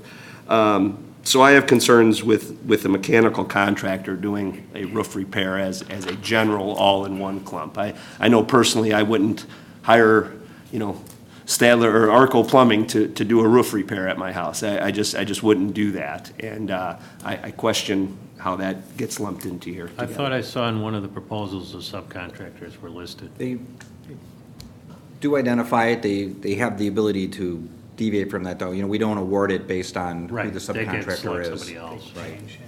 But I mean, So it's a basically good lowest point. bidder- So that lowest bidder is gonna get it when they by shop separating it. it helps us, control that factor. If you do have two separate contracts, then we can control who we award the HVAC and who we can award the. Absolutely. And this may be the appropriate time to, if we reject it, to do that. There's not a time element right now because work can't start And- immediately. And I'll let the public in on a little secret. Best pricing for contractors is now till about February 15th. I mean, that's the rationale. That's when they need the work the most. That's when they can set things up. That's when you're gonna get your best pricing. And the way it's now, no matter which we accept, we're 11% over what our anticipated budget was anyway. So just that, in fact, we could reject the bid as presented because it's over budget and try to rebid it out to get it closer to what our anticipated cost was. Any other comments? Does the roof repair take place before the HVAC work? The portion of the roof repair that needs to be done before the HVAC work was done under a separate project, so that, we're gonna verify, but as best we understand tonight, that's why we split up the project. Now the HVAC moves, and then the roof repair is where the HVAC used to be. Okay. So, we certainly verify all that before, we do anything else, but, it's our understanding today. And we'll let you all know. Confirm that, or if it changes, we'll bring it up at a committee. I think since it's a public building, we ought to have control over who does the roof on it. We've seen what happens, and you're right, we've seen what happens with the residential homes where someone gets contracted to do the job and it gets passed down to another person and passed down, and before you know it, the person who's actually paying the bill, the homeowner, doesn't know who did the job. And then if there's a problem, they have to try to find them and go through them, and it's just not worth the aggravation. It's a public building. We should know who's doing it and have control over it, in my opinion. Any other, can I make a suggestion? Can I You can do that. get the vote unless it's a tie, but there won't be a tie tonight because there's an odd number. And I'll let the fire chief make a comment before I make a suggestion. Thank you. I'm okay with rejecting the bids tonight. I just ask that whatever we do, that we stay aggressive with this because we're have the ice and the snow melting here in the spring. We have a rain season coming in April, And our facility maintenance people and the AC people that take care of our building says that our AC this next year is probably not going to work. So we need that to get that done as soon as possible too, so. How many roof leaks do you have over there? One area, or is it an office or a hallway, or? No, we have multiple offices, hallway, the fire gear room, the bay floor. And there's water Several. coming into all of those areas? Yeah. What he's getting at is how many buckets do you need, is what he's asking. No, actually, facility has, Rubber boots. has come and done some repairs. That's helped in some of the offices, but, you know, we've replaced a lot of ceiling tiles. We've got some drywall we got to do after we're done, and so we have some other things. How long has this been coming? A couple of years? Probably about 2 or 3 years. But I think if we keep it going, I think we ought to be able to have this awarded and the work begin by March like we would now anyway. So I think my suggestion would be that we reject it and that we authorize staff to go to rebid it, breaking out to 2 contractors. So I'm looking for that motion if I could. Motion to, Just make the motion and then vote it down. okay, so I'll make the motion to approve. Second, Scott. To reject. No. No, to To approve. approve, I'm sorry. Yeah, and then we'll vote no. Then we vote no. vote I've no. got to get used to this now, so that's, the motion is made to approve the, With, I guess we should, it's to approve the award of a bid. And we should, yeah, because of the other thing that happened, let's be sure that To the Core motion was Mechanical. to Core Mechanical. to Core Mechanical that the attorney As the recommended. lowest that responsible we- bidder. Yes, yeah, lowest responsible. So there's no question there. Want to hold it up? So the motion been made to approve the lowest responsible bidder of Core Mechanical Incorporated for the sum of $168,795. Additional questions or comments? Roll call, please. Trustee Addington. No. Trustee Barry. No. Trustee Scott. No. Trustee Barker. No. Trustee Nebo. No. Now, does anybody want to make another motion? Motion, Well, if you want to discuss further, it would be a motion to authorize a rejection of all bids received and to authorize a rebidding of this project. The only caveat is, do you want to authorize a rebidding as determined by staff, which means give them the option of breaking this down after they do their research, or whether do you want to specify a rebidding by breaking this into 2 separate parts? It's up to you guys. I understand and appreciate the input, but I think we need to confirm that that's even possible, and we'll certainly keep everybody informed, but specifying the method of rebidding, I understand the desires, but I don't know if it should be in the motion, in case it can't be done. Is there a reason why it couldn't be done? Yeah, that's what I'd like to hear. Well, I mean, we have to, confirm that those parts can be done, or there wasn't some roof repair behind, they moved the HVAC, is there something to do to the old roof temporarily? We just don't know, There would be a little bit of rework of the contract documents, so when we move the HVAC unit to the new roof, that the contractor would have to temporarily repair where the old HVAC system and get completed within a certain amount of time and have that ready for the roofing contractor when that contract is awarded. So that would be the gist of it, to try to simplify it. but I would assume staff can make that change. I mean, we can word that to get that bid that way correctly. right? Yeah, responsibility- everything we know tonight that's possible, I'm just, I was just cautious. So the heating and air conditioning wouldn't be pulled off the roof and have the whole roof replaced and then put it back in place? It would No, be it's- moved from one section because it has to still be workable? Right. Well, okay. Whereas Ray is representing Baxter-Woman, he's not the design engineer for the project, so that we do have to check with the designer as well.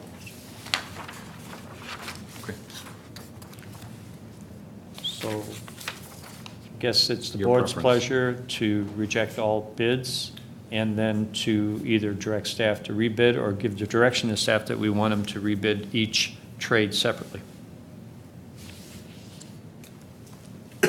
Well, it's only going to be if it's possible that he. If it's possible, so that would be the motion if staff, yeah. And it can be one bid, but I think we want two contractors. We want that contractor identified. I mean, I think that could, you could get that bid however you wanted, one or two. Let staff decide. We understand what you want. I'm relying on Harold on this one, because that's his business, but I think if you're going to want to have two contractors, it's got to be two bids. It's the only way to get around it, so I'll make the motion to reject all bids and to rebid. If he wants to jump in and correct me, he can, but I'll await a report from staff as to whether it becomes one or two bids after they do the chance to do their homework. Is there a second? Second. Seconded, motion was made by trustee Addington, seconded by trustee Scott to reject all bids and to allow staff the opportunity to make the decision if it could be one bid or break it up into two. And keep it moving, because I don't want to watch Chief Weiss swim in his office. Yes. I visited there and he assigned me an umbrella. So, is there any questions from the audience? Any additional comments, questions from the board? Trustee Addington, made it, and seconded by trustee Scott. Okay. No additional comments? Roll call, please. Trustee Addington? Yes. Trustee Barry? Yes. Trustee Scott? Yes. Trustee Barker? Yes. Trustee Nero? Yes. Okay. Thank you. New business. J, settlement agreement. The board to consider an ordinance approving a settlement agreement to resolve litigation involving 312 to 316 North Warwick Avenue. Manager Searle. The proposed settlement agreement would result in the dismissal with prejudice of two lawsuits filed by the owner of 312-316 North Warwick Avenue. The proposed settlement agreement leaves the current R3 zoning in place and simply confirms the legal non-conforming status of the existing structure and use. And our recommendation is approval. Is there any additional staff comments? Do I have any comments from the attorney? I guess just for the public's benefit, this property, it's an apartment building. This is currently a legal non-conforming structure and a legal non-conforming use after the rezoning of the property to R3 by the village. The settlement agreement simply confirms that it will remain, it can continue, but it's legal non-conforming, so it can't be expanded. If the building's destroyed or the use ceases, then the multifamily apartment use has to cease. It can only be used as a conforming single-family use. There's no payment of money by the village involved, and the R3 zoning stays in place. And this would be binding on any future owner of the property. Trustee Addington. Since I have gleefully not been involved in any lawsuits for a long time, now that I don't have to worry about loans and anything anymore, but redefine for me with prejudice. I think I understand what it means. It means they cannot refile the lawsuit. If that wasn't in there, they could bring it back anytime they wanted. Within 1 year. Within 1 year, okay. Thank you. Any questions from anybody in the audience? Additional staff? If not, I'll entertain a motion. Motion to approve Barker. Second, Nero.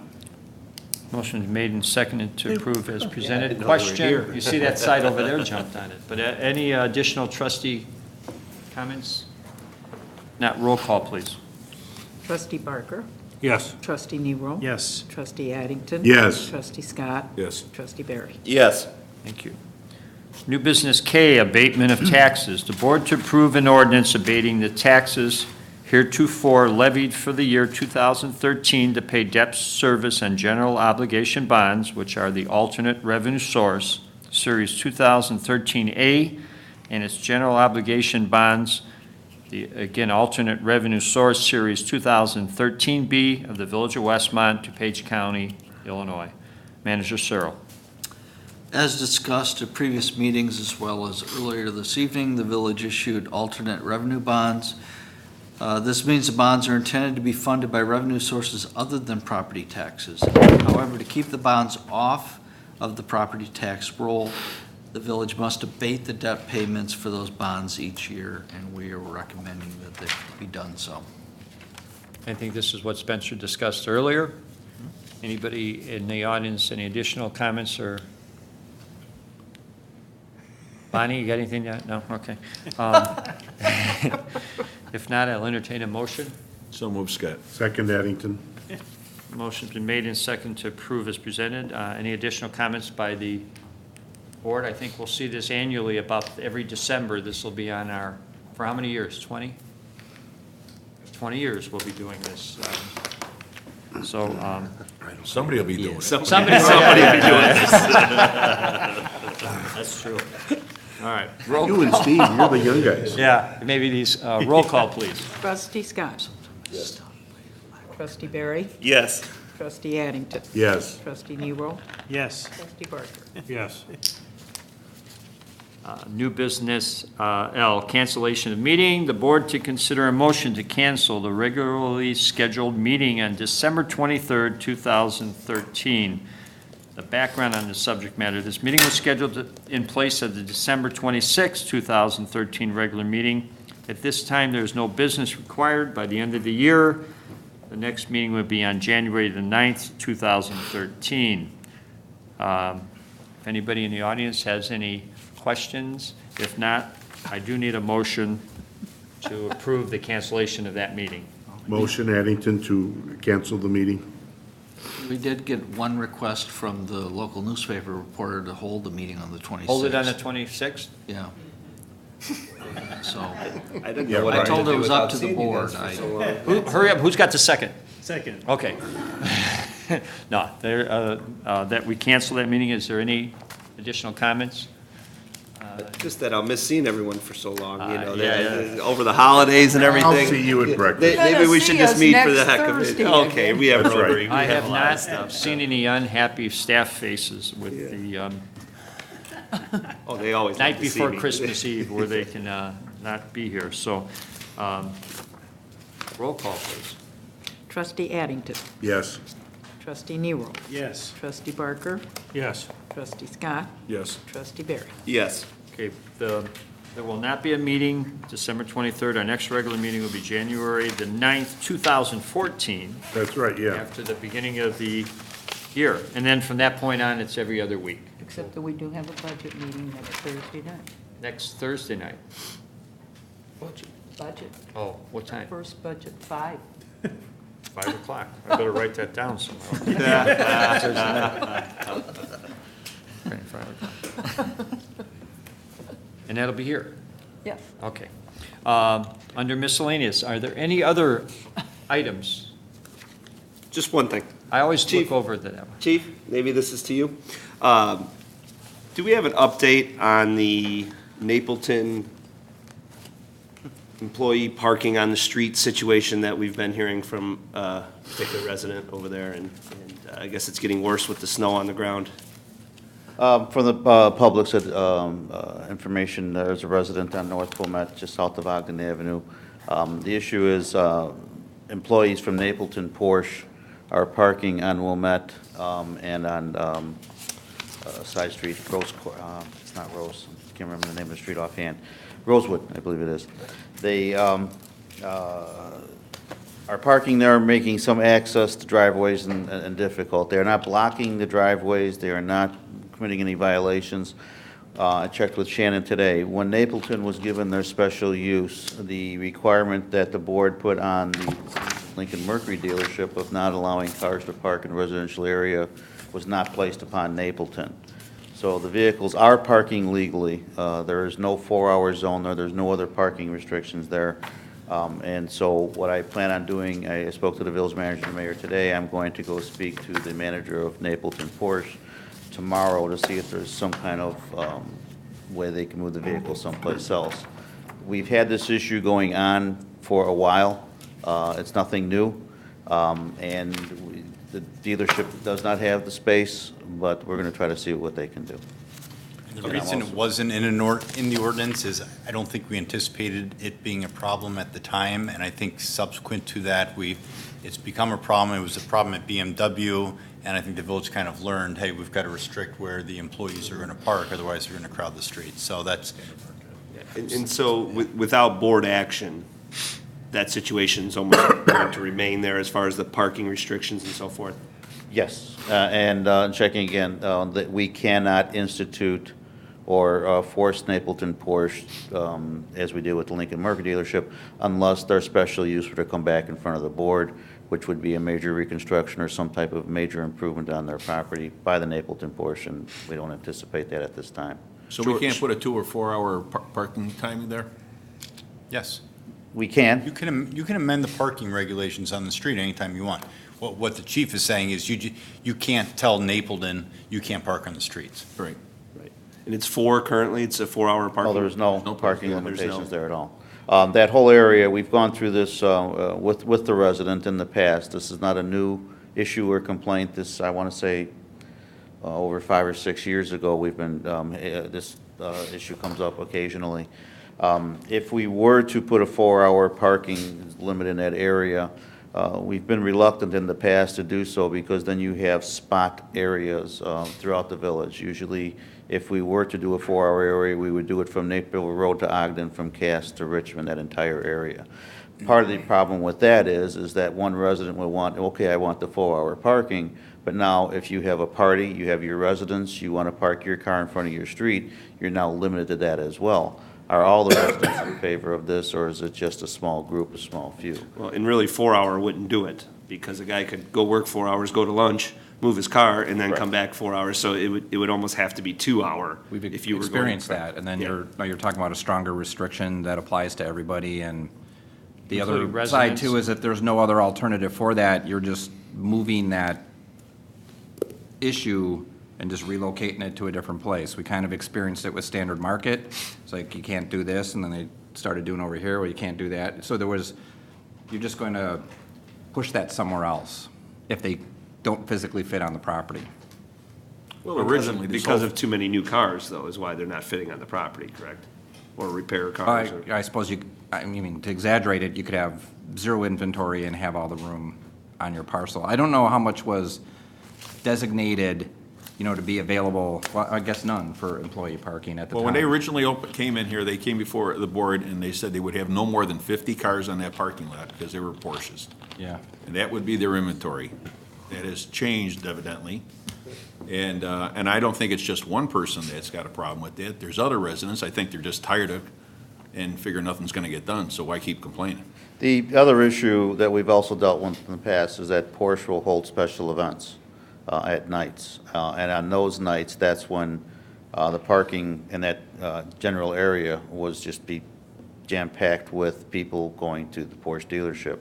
We came to that location, or that decision was we would close Wilmette Street down, to prevent the people from attending the Porsche dealership from parking in that area. We actually close the street off with barricades. We still do that when the Porsche notifies us of the event. Sometimes they do, sometimes they don't. Porsche will also notify the neighborhood. That was one of the requests that they had, that if there's going to be an event, they be notified so that they can be aware of what's going on. Their events here are a little bit farther and fewer in between, that they still do occur. We try to do what we can to help with the residents. But you are correct.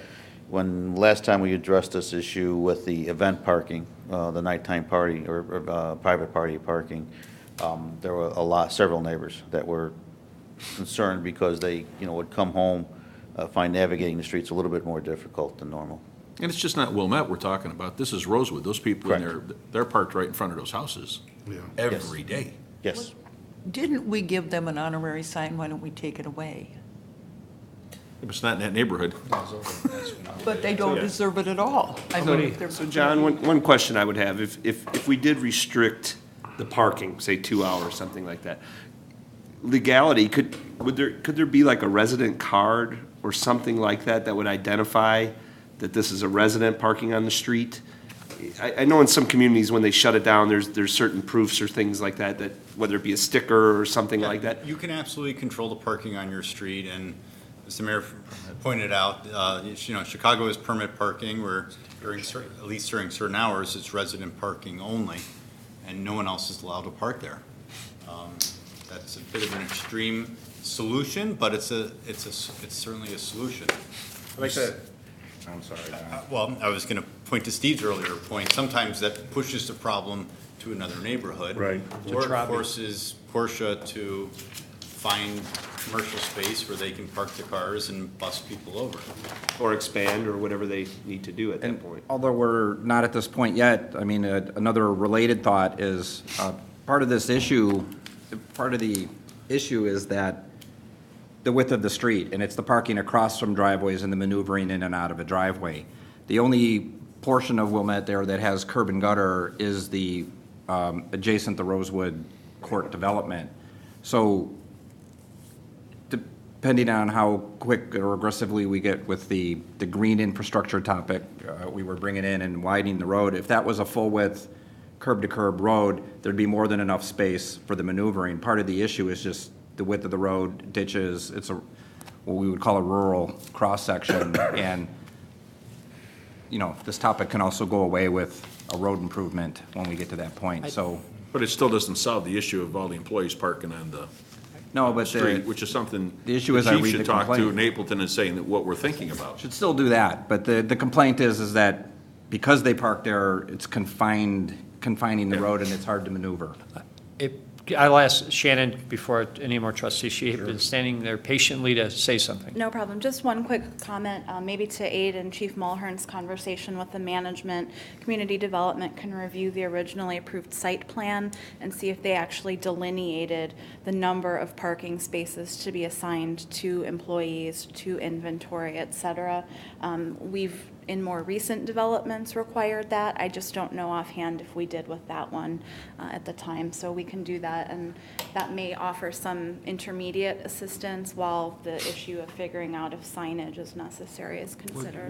Would there be any documentation as to how many employees they had when they first opened versus what they're doing now, if they've changed and have all these additional vehicles? Hopefully. Yeah. Trustee Addington. Well, I was gonna say, because Chief and I have talked about this more than once, this of course is my neighborhood. And I thoroughly agree with what Steve said and what Chief said is, we had talked about this before, and we already had said, if we're gonna do anything over there with restrictions, we gotta do it to the whole neighborhood. Because it's just gonna become a problem on Blackhawk. Right. Which already has something of a problem from time to time because of the Saturdays when Standard Market does their specials. All you're gonna do is push it to somebody else. So it would have to be the entire neighborhood. I, at one time, at Chief's request, had done a little bit of a straw poll, just a few people around the block, and they weren't necessarily as adamant as the folks on Wilmette to correct the problem. But I also believe that what we're seeing with this is something that I can remember from before. They're successful. They're more successful than I think they thought they were gonna be, than we thought they were gonna be when they came in. Success breeds these kind of problems. We've had it with restaurants, we've had it with some of the liquor establishments, we've had it with some other businesses. We're having it now. They have to be willing, hopefully, when Chief talks to them, or if Shannon comes up with some ideas, to understand that they've got to help us too, with my neighborhood, with our residents. I go down Wilmette all the time. It's terrible. Right now with the snow and everything, yeah, what's happened is all those cars are probably 6 inches closer to the center of the road because of the snow piles. I think, and one of the things you hit it right on the head is, talking to Chief, and I think the initial thing is go there and talk to the owner. I mean, and see how cooperative he is. And then from that point, maybe we have to make some decisions on maybe making some changes if we don't get any cooperation from him. Well, and the other option too, I believe, Porsche, their headquarters are also in Westmont, up in, just off past Winelli. If we don't get any resolve with the general manager, we'd always go up the chain and see how, what kind of. They can shuttle bus from that suggestions parking lot. There you go. With their success, and I think they are. What I'd like to find out would be whether or not they could cut a deal with the Mercedes folks or somebody else to use some of the areas with some of their overload in their parking garages. I know at one point, just to the west of their location, on Wilmette is the Elite Repeat, and I know they had permission to park some cars there. I don't know if that's still in effect. I think there's 4 of their cars are there every day. Yeah, then it's. And they're at the far southern end of the Elite Repeat parking on Wilmette Street, and there's always 4 or 5, never more than that. Correct. I know it was a very limited amount, it would, because Elite Repeat doesn't want to give up their parking for their customer. Yeah. I'm a big fan of Porsche. I'm glad they're here in Westmont, but the residents are concerned there, and hopefully hopefully there's just an easy solution through Napleton, and there doesn't need to be a lot of action. Hopefully. I think the key now is we're at least looking into it, the staff is responding. Tom, just a quick, you just made me think of when Standard Market held a special event in Clareton Hills. I'm just curious if you know how they had administered that, where they banned parking. Do they need board action to that, or do you know if the police department is authorized to ban parking on streets during certain times of year? I don't know their ordinances. I can tell you that in Westmont, we would be able to do that. I can authorize the temporary, sign of no parking. I did talk to their chief over there. That was not their intent. And he was kind of surprised that it actually did happen like that. And there was Authorized also, it? Wasn't above him? I don't know. Okay. I just know that his Well, request. we have don't our, know we about have our it. guesses. I don't know and if we won't everybody put it on knows, TV yet. Standard Market ran an event, and every street adjacent to Standard Market that's in Clareton Hills had no parking. They coned, yeah. They coned it, they put signs up. And where they had, there was originally going to be, and when talking with the chief, his intent was wherever there was no parking signs, he was going to put cones and enforce that, as the sign's already there as additional warning to people so they wouldn't get cited. But somehow other areas in addition to that got blocked off. It was pretty much The 2 or whole 3 area. block radius around the. We do that for the taste, don't we? Don't we put no parking, those temporary no parking signs up for the taste when you do the one-way streets? Yes, yes. But that, again, we let the board know that we're doing it as well. And in that, Mayor, as you know, I thought, one Clareton Hills business did complain about that. Yeah. Real quick while you're up there, can you visit snow when we have, we talked about that Gladly. today, when there's a snowfall of 2 inches, what's the, our ordinance call for?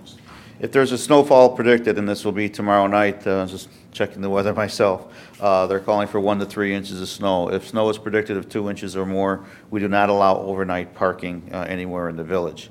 If you do park, we won't tow your car, but you will get cited. The reason for that is to assist the street department in the clean and quick operations of the snow removal. Our ordinances also require that after a 2-inch snowfall, you cannot park in any roadway for 8 hours, or if it's past 8 hours, whenever any snow removal operations are occurring. So if you were to park on a street, and it's very easy to see, the car's there, the plows go around it, you would be cited for that as well. Also, the overnight parking permission is banned from commuter lots or public parking lots, such as the Burlington lot, Quincy lot, again, so the street department can get in, clean it, and do an efficient and great job that they do. It just seemed the appropriate time to ask Tom to talk about that. Any additional comments? Miscellaneous, we're still on miscellaneous. Harold always has a Thank you, Tom, miscellaneous. for your input, and thank you for looking out for those. I know the residents are concerned. I think this is prompted by his car got hit. So- Right, so I and think the one there's- resident you speak about, I plan on reaching out to him as well, too. We have a very good relationship, I think the world of him, and I'm going to reach out to him as well, too, and let him know what happened. And I had an opportunity to, email a couple times back and forth with him, and as several other, a lot of times, and I didn't want to leave the impression that we don't care or we're not concerned, but a lot of times, I think when staff initially responds, we as elected officials allow our staff to be the experts to do it. That doesn't mean we don't care, it means you're our voice. Report back. Usually if someone were to email the board and staff becomes aware of it, we address the issue. That's what our jobs are. We address it. We confer a reply back to the complainant, to the person calling, to let them know. But for myself and I probably most of the staff, we do let the village board and our elected officials know, here's what we've done, here's what we're doing. A lot of times when we reply that way, the board has looked at it, well, okay, you're replying, the problem's taken care of, and they either may not reply or it's been addressed, staff did, the village is doing what it's supposed to do. So I would like to let everyone know if the issue or write a letter to the board, and it requires staff review or staff assistance or addressing the problem, the board does know about it and they are aware of our actions. Yeah, and a lot of times we allow you, as the experts, the ones that are more familiar with the situation, to respond back to the resident. In my little experience with it, it seems to me that you've responded a lot of times before I even read the original email. I'm already seeing the response from you guys, so I know you're on it. And our residents deserve that. Our residents, as I say, we are their servants. We work for them. They deserve this, and that's a service they deserve and should get. And it's not just our police department. I think it's all of our departments now. I know Dave's sitting there shaking his head, yes, yes. But we do. That's the one thing we started and pride ourselves in is the communication and the response back. They may not like the answer, but at least we should get back to them and let them know why we've made the decision. So I think we're doing a good job on that. Any additional miscellaneous? Harold, you always have a miscellaneous. A miscellaneous. I'd be done, but that's okay. That was a good miscellaneous. My beloved Broncos. That was a good miscellaneous. Any additional? Just rename that category, right? This should be the Harold Berry. yeah. No, that's good. That was a very good one because we Is had the a lot of discussion reputation about changing? that Is today. that what you're saying? I just The think Harold Berry he's change? very thorough. It's too early to Too early to tell.